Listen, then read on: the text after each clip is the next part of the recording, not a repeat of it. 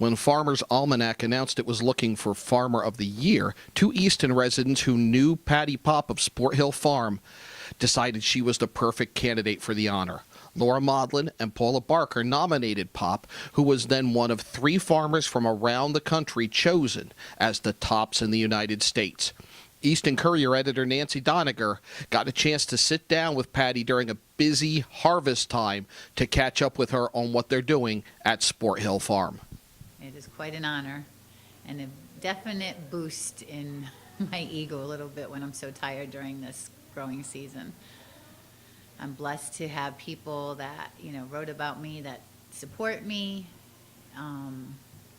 It's kind of overwhelming. I think that agriculture needs to be brought to surface, that it is a very important part of living in the United States and a very viable occupation as well. So it's exciting to have them highlight people that are doing good things. It was definitely people in the community.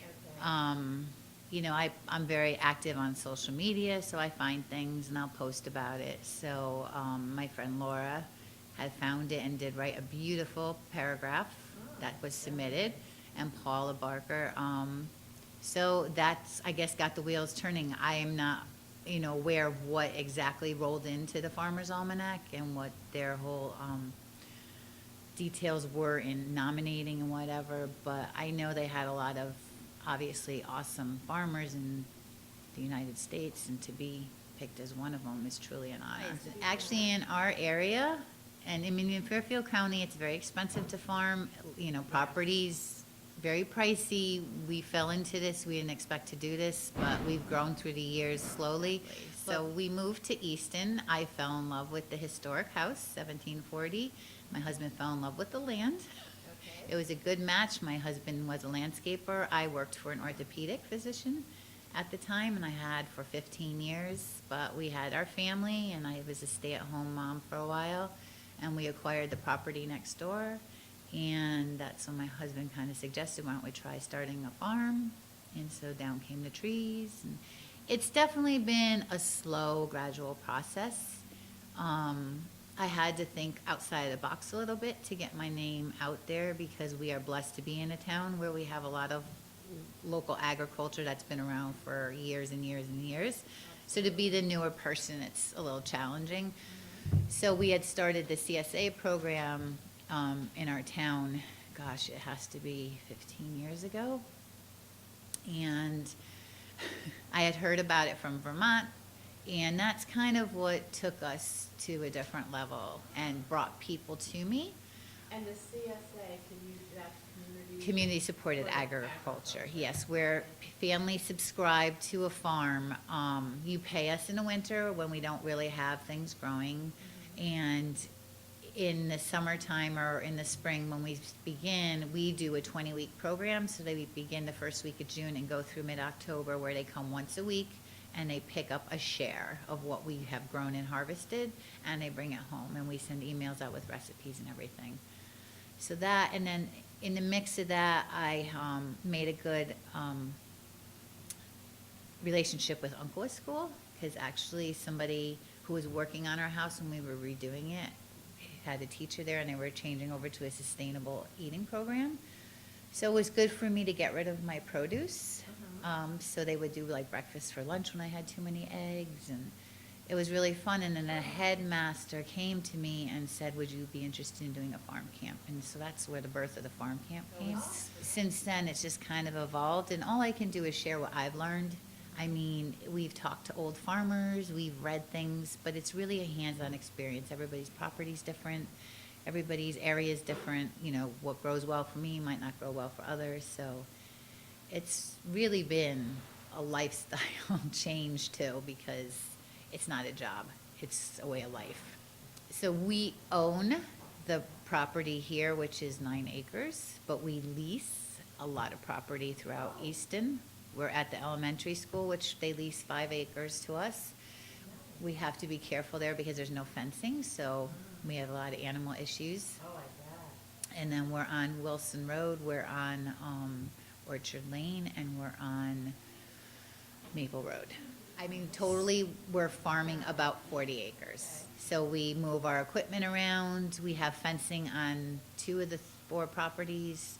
So we just know what to plant where, and we make sure we rotate crops and do all that stuff to keep it as sustainable as possible.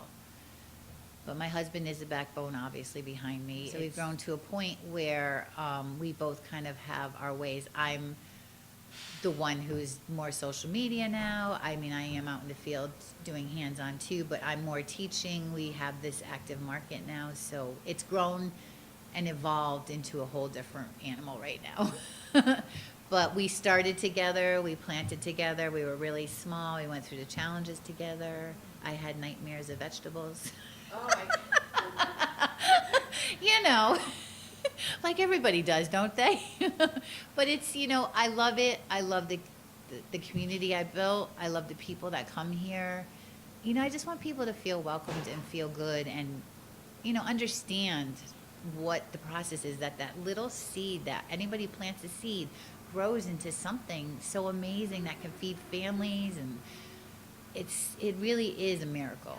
And I'm in the Westport Farmers Market on Thursdays, so I'm bringing people from different towns. And I think having that farm tour with Easton and everything, that kind of has opened Easton up as this wonderful agricultural town.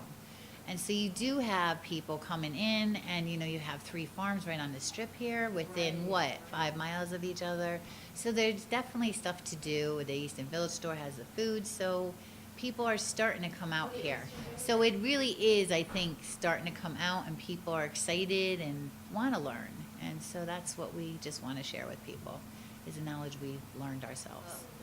We do raise pumpkins. We're growing them at the elementary school. Last year was a challenging year because we were in a lot of drought, and it just wasn't good growing there because we don't have access to water. But this season, we've had perfect rain and everything, and yes, it's very different from last season, and the pumpkins are looking good. So we will bring them back, and we will donate some money back to the school again. We're figuring out a new way to do it. It wasn't working too much up at the school, so we do bring the pumpkins all here. I decorate spooky. I'm not cutesy. And we do, tattoos, and, we have games outside and cornhole and all that. So it's a fun little day. I mean, I'm not agritourism, but if you want quieter, experience, I guess, you would come see me. I know, it's perfect. It really is. You got to put that one on display. You never get that with the stem, with the Right? curl, It's and all about the stem. with the stem coming off of it. You Right? never get that. That's what I tell people. It's not a pumpkin. It's all about the stem, and that's got it. Truly does. Got character. The busiest season's now. Even though, we got through the summer and corn and tomatoes are here, which are the biggest sellers for any farm. It's harvest time, and you already see the crazy pattern in the weather. My slow time is, winter, but it's more of planning for the following season, figuring out what seeds, what crops did well, what didn't do well, what people liked. But we do have livestock, so that's also. We have the chickens for eggs, and then we do raise pigs for meat, which is the hardest job I've ever had to do. But it's the reality. Do you slaughter them yourself, or do you send them? No, you have to go to a USDA facility. So, when It's you, hard because you get attached to them. I don't get attached, I don't have names for them, but it's something you care for. Right. Yeah. And and as women, I think it's more nurturing for us. But they lived a good life, and I know if you're vegetarian, that's great.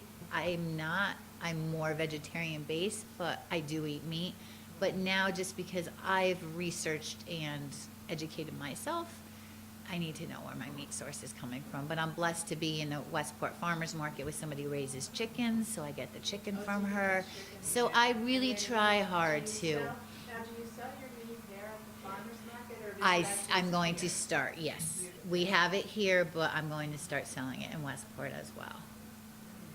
So it's, but on Christmas morning, I can't wake up and say, oh, it's Christmas. I'm not going to go feed the chickens or the pigs or scrape the coop clean.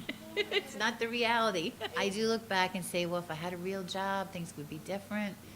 but it's not, it didn't nourish my soul. This nourishes my nourish- soul. this I nourishes love, your love, soul. love it. I do.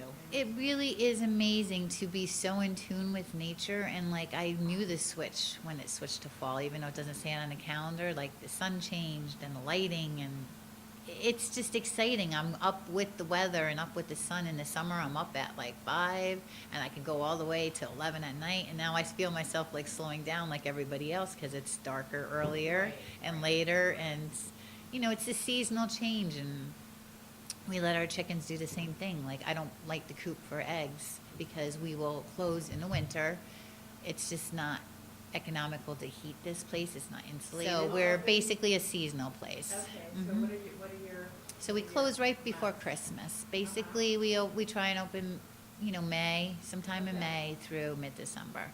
You got the farm animals, you have the holidays and the plannings and the CSA that we do registration for and all that stuff. So there's always, and plus it's tax season before we start. So, but you know what I mean? It's a great